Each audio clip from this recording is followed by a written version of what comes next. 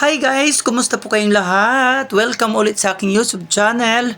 So guys, napakatagal ko nang hindi nakapagawa ng video dahil busy po ako sa trabaho ko.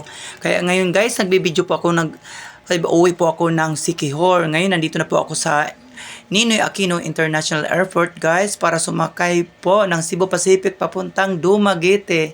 Kasi wala po kaming direct biyahe papuntang Siquijor. Kaya ito, nandito ako ngayon sa airport. Pababa na po ako guys. So, yan, naghahantay po ako ng ngayon. Tawag po kami dito sa may gate 12 para sumakay din kami ng bus papunta dun sa airplane na sasakyan namin kasi marami daw wala daw available na parang conveyor sa airport guys. Kaya sinakay kami ng bus papunta ng runway. Doon po kami sasakay ng eroplano, Cebu Pacific. So, napakatagal guys na hindi ako nakapagbagawa. Pasensya na po kayo. Kumusta kayong lahat? Kaya antibayanan nyo, abangan yung aking pagbabiyahe papuntang Siquijor. So guys, yan na pong eroplano ang aking sasakyan. So, naghantay lang po tayo na makaakyat kasi nakapila po. Kaya playing once again, thank you everyone for flying with Cebu Pacific, and we hope to see you again in one of your future flights. And for your information, we will also be... So guys, nandito na tayo sa loob ng eroplano. Video muna tayo guys para makita nyo naman ako. Charot! Kaya ayan. So ngayon diretso na tayo guys. Lumipad tayo sa ating kwento. Ngayon dito ako na naman ngayon sa pinaka-port ng Dumaguete City. Ito ay papunta na naman ako ng Siquijor.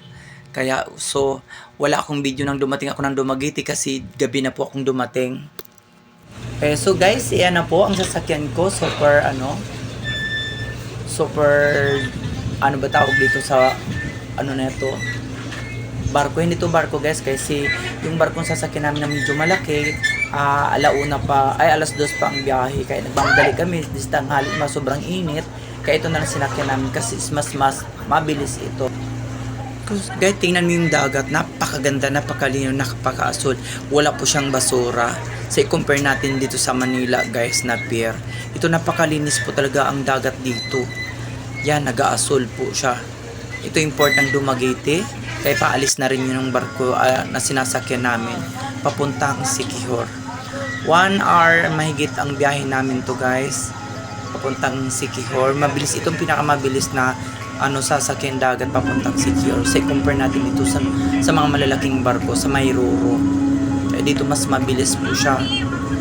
So guys, ito na, pausad na tayo. Umanda na siya, paatras na ito guys.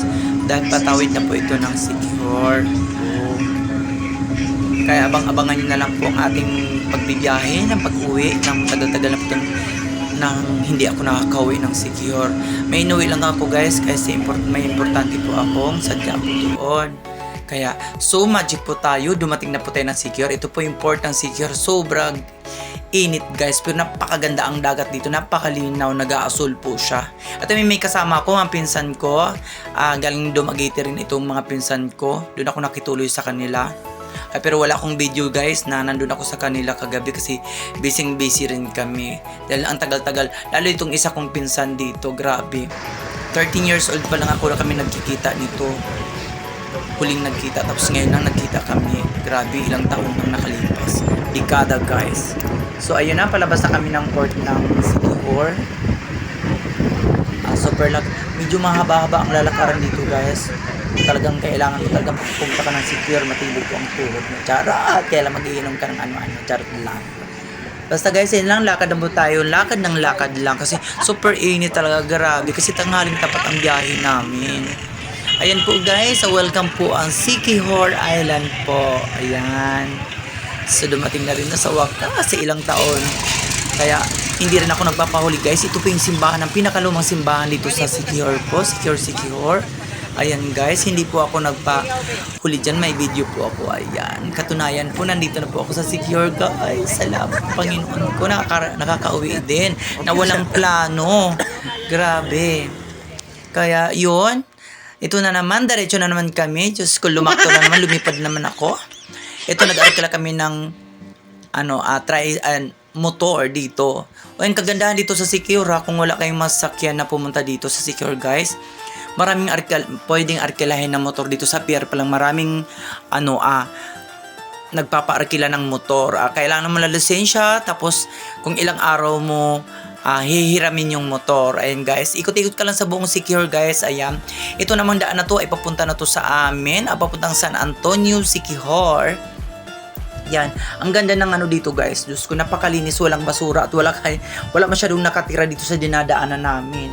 O kasi paakit na po ito guys, papuntang bundok na po ito, pero napakaganda ang kalsada dito. Tinan mo, parang sulong-sulo namin ang kalsada, wala pong ibang laman, kundi kami lang. Ayan, ganun po ang Siquijor guys. O, kung gusto niyo bang sumakay ng walis, charot, wala nang walis. Ayan, paakit pa kami dito. Ang bilis ng patakbo ng pamangkin ko. Kaya yun, malapit-lapit na, mag-welcome na po kami. Kaya po umuwi din ako guys ngayon sa Siquijor kasi una-una may sadya din ako at meron ding celebration na piyesta sa barangay. Kaya yun, timing din kahit wala akong plano. Pinilit lang ako ng pinsan ko na makauwi din kasi may importante din kami pag-uusapan ng buong pamilya. Pamilya, charot lang. Oo, makasama ko yung mga pinsan ko at join ko kasi namimiss ko na rin sila guys. Sa sobrang taon na po, ang last ko pong umuwi dito is yung pagkamatay ng aking tsuhin. Tapos hindi na rin ako nakakabalik, tapos nag-pandemic na, tapos na ang lahat. Tapos ito na naman nga ako ngayon lang ako nakauwi. Yun, tuloy-tuloy lang ang biyahe namin. Nandito na kami, medyo kalayuan na kami. Medyo kalibliban na to ng lugar guys, pero hindi naman to nakakatakot kasi may ilaw naman dito sa gilid nito. Mas social nga kasi mayroon silang parang solar ata, kaya mabilis ang takbo namin dito guys. Tuloy-tuloy lang ang biyahe namin, wala talagang kalaman-laman ang kalsada. Kaya ayun, ito naman yung pinasukan namin ngayon. Ito yung pinaka-final na po ng papasok sa barangay po namin. Ayan, yun guys, papasok yun sa doon sa lupa ng lola ko. Kaya final na po yan. Tapos mamayang gabi, disperas ngayon, alam mo na mamayang gabi may disco. Alam mo na, Diyos ko, yari na naman ang court sa akin ngayong gabi. Kaya bonggang chat-cha naman ito. Kaya kung mayroon kayong mga masakit-sakit sa tuhod, charot-charot lang. Pero guys, napakaganda talaga guys ha. Kung gusto mong dumalaw dito sa Siquijor, sabing ka kasi nila may mga aswang. Wala po talagang aswang dito. Napakaganda ang Siquijor. Smoke free po tayo guys. So, smoke free ang Siquijor. Wala po mga basura.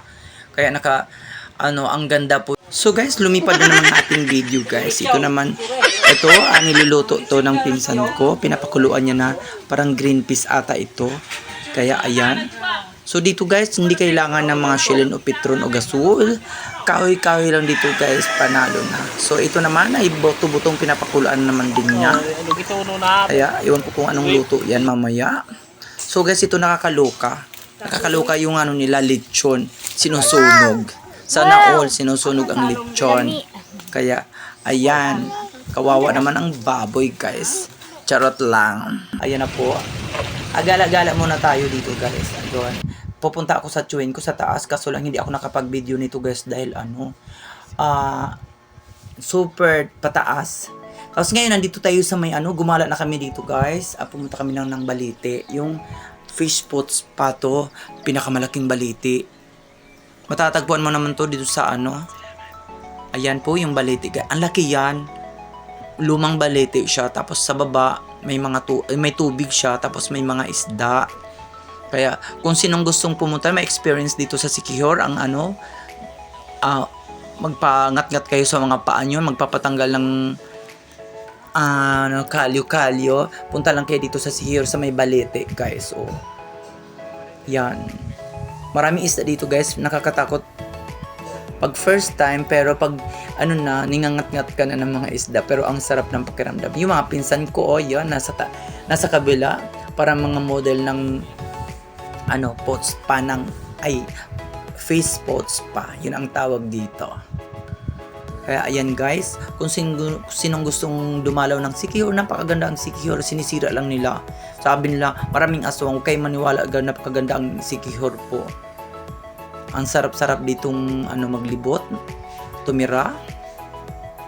Ayan po yung mga isda guys, pero masasakit yung mangagat yung maliliit ng isda, o kaysa malaki. Ayan nung una nagugulat ako, Diyos ko, first time ko. Dati nakikita ko lang to sa mga pinsan ko at sa may nagpo-post ng galing ng Siquijor. Ayan. Nagugulat ako dito sa mga isda. Iisa nga lang pa ang nilagay ko guys kasi nga tinatry ko lang talaga kasi natatakot naman ako baka naman Diyos ko. Babalik ako ng Manila, wala na akong pa. Charot! Inubos na ng mga isda. Kung kaya sa pirangan na lang kaya nilagay nila dito. Charot lang, di ubos ang mga paa. Ayun guys, ang lalaki ng ibang isda, yun. Ayan. Minsan nga, napapatili yung mga ibang katabi ko. Kaya, yun, tuloy lang kami ng napapakain kami ng aning mga kalyo dito. Basta dalaw lang kayo dito guys, sa Siquijor, napakaraming saka mga beaches dito, grabe. Ang gaganda. Hindi siya masyadong gamit. Kukunti lang ang taong gumagamit, naliligo. Yan. Ito namang isda na to, parang kanina pang sarap na sarap sa paa ko. Parang kasing sarap ako niya. Charot! Kasing sarap ako ni Mahal. Sana all. Kasama si Mahal. Charing-charing lang. Kaya masarap ba ako? Sige. So guys, lipad na naman tayo. Punta naman tayo ng beach. Ayan, ito yung beach namin pinupuntahan guys. Dito sa Siquijor. At ordinary beach lang to guys. Mayroon pa talagang mas maganda pa dito. Ito lang yan namin kasi hapon. Napagod na rin kami. Ito na lang ang pinuntahan namin. Mas malapit-lapit. Kaya so guys, napakaganda ang buhangin dito. Napakapino ang buhangin. Wala masyadong tao din. Kaya hindi masyado talaga itong gamit na gamit ang beach dito. Ang isla ng Siquijor. Kaya ito naman kami magpinsan, gala muna kami dito sa pinakadulo. So kahit nainit, ayan, pandong-pandong lang tayo ng tuwalya guys. So ayan, super lakad lang. Ang sarap ng hangin. Ko, para nakakalimot ka, para nalimutan mo na si Mahal. Charot! Sana all kasama kita Mahal. Sana may Mahal. So, ito na, tuloy ang lakad namin ng pinsan ko. Pupunta kami sa dulo, guys. Doon kami maghahanap ng magandang view para doon kami mag-picture-picture. Kaya ako magpapaalam na, bye-bye guys, bye-bye. Thank you, I love you!